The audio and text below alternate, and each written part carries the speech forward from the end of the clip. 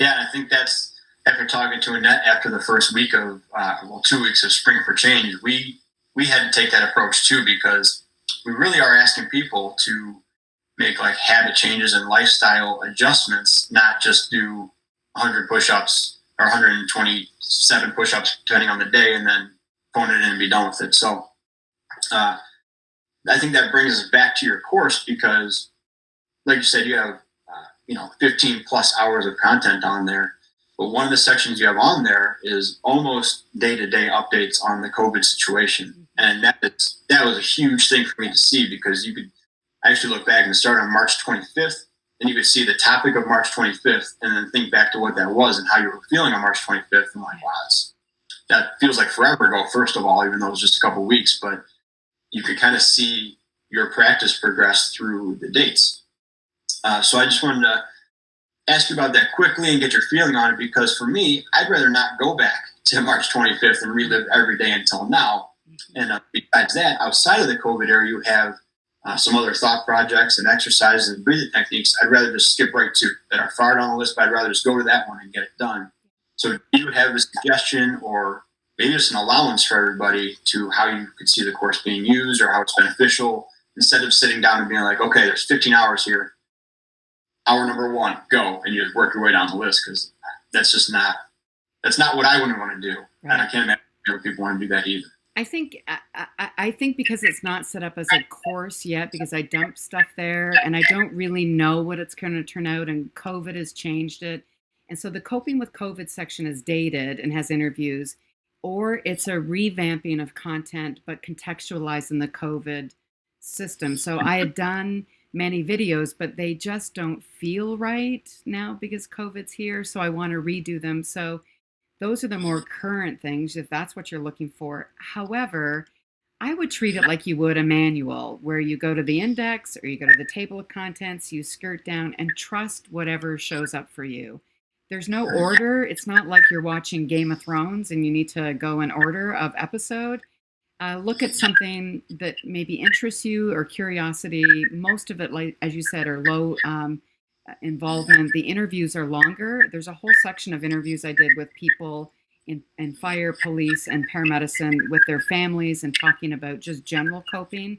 Those were done often before COVID, but the content is still applicable. COVID just makes us more maybe conscious of the stress we're experiencing and the changes we have to do. But the underpinnings of first responder community is, with or without COVID, mental health matters, and being proactive about it, even in a highly reactive situation of COVID, is going to matter. We're going to have to start switching from being, holy shit, COVID, to, okay, pandemics take a year or two to unravel. How am I going to achieve stability and groundedness and be proactive about my well-being in a pandemic, so that when we get out of it, I'm not trying to pick up the pieces?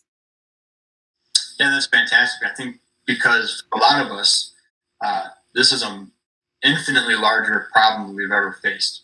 I mean, typically the ambulance calls or even a large-scale incident is over in a couple hours, and that's it. And then even though there's a similar one coming tomorrow or an hour from now, it's a different incident altogether, and that one will be wrapped up, and that's fine.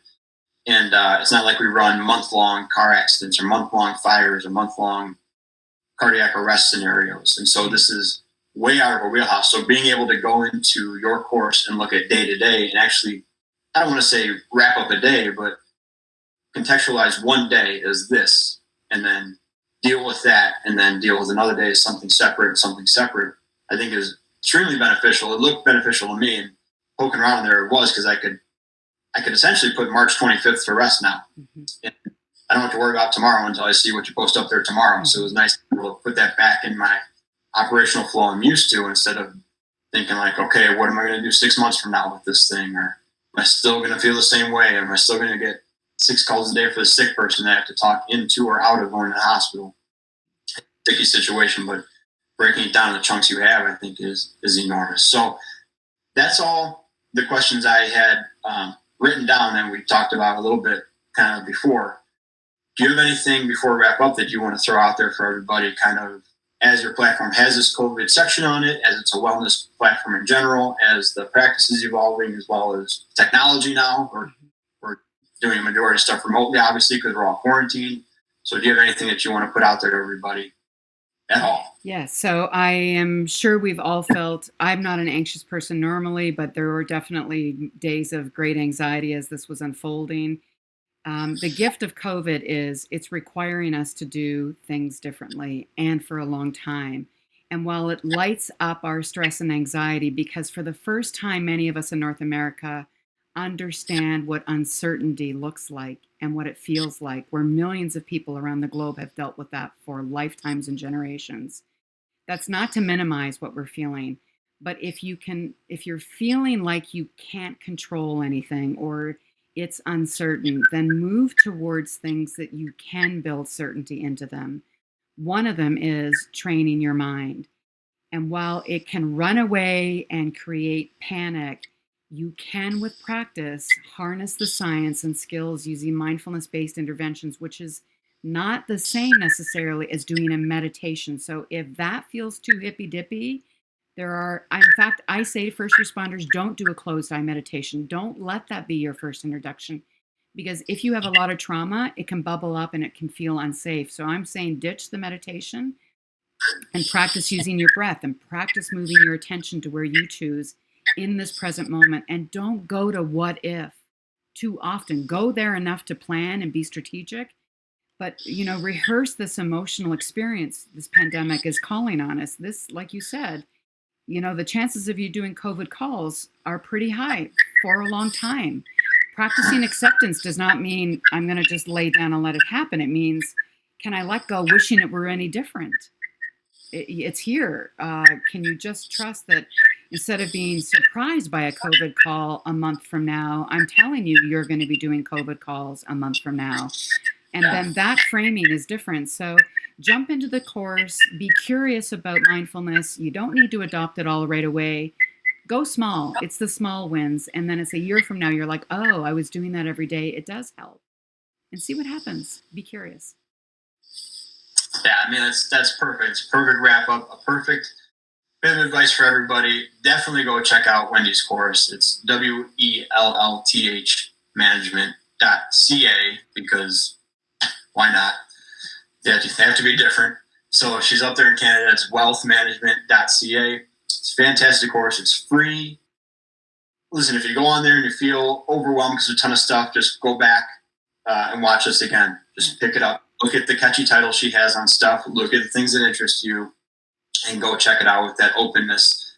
And there's stuff on there that, like we talked about, even if you're not feeling great for the day, you don't have to be in a very zen meditative state to go look at this stuff. Get on there and see what appeals to you and what you can use. So, what's up? You got something else? I do. I just want to say, make sure, because it's friends and family, get your partners on. It's not just for the first responder. So watch it together and talk about it. Absolutely. That's a huge part of it too, is it says right on there, friends and family. And like normal, we took it and we used it all for ourselves. And so share with friends and family. I'm going to share with my crew. I shared it with my brother who runs the peer support team and told him maybe look at it for the team. So yeah, the more people that can take advantage of it and get these tools, I mean, we're all going to be better off for it.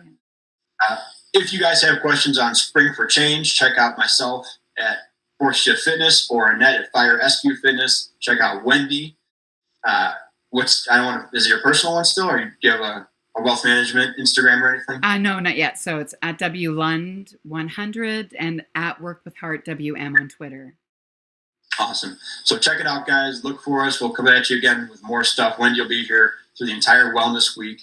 We'll be tapping into her brain, and I really think you're going to enjoy it. So thanks for watching, and we'll talk to you guys soon.